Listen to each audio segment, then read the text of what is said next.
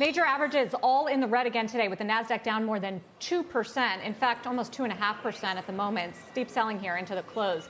Facebook falling more than 5% as we near the session close. Here to talk about that and the opportunities in tech, Brent Thill of Jefferies. Brent, on Facebook in particular, down 5.6%. Do you chalk this up to the whistleblower, the outages, which have now been going on for hours? What do you think is causing some of the deep selling there?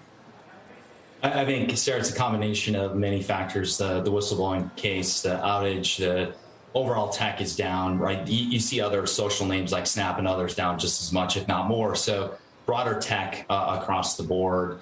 I think it's a speed bump. It's not a roadblock over the long haul, and investors are just going to wait and let the dust settle on this before they jump back in on Facebook. In the interim, I think there's interesting names where those dollars are flowing, whether it's back to Amazon or some of the trades that haven't worked. Facebook has worked really well this year, so you have some short-term profit taking on that story right now.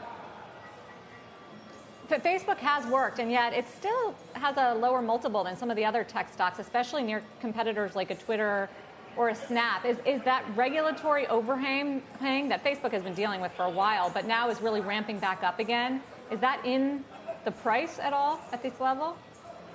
I think it's becoming embedded in the stock, clearly off of, close to 15% off its highs. So it's starting to become embedded. I think the second factor is when Zuckerberg talks about the next generation of Facebook being the metaverse, I think investors, hit the air brakes and say, oh, we're going to see big investments coming from Facebook to power this next leg. The current wave of advertising and what they're doing on their platform is not over.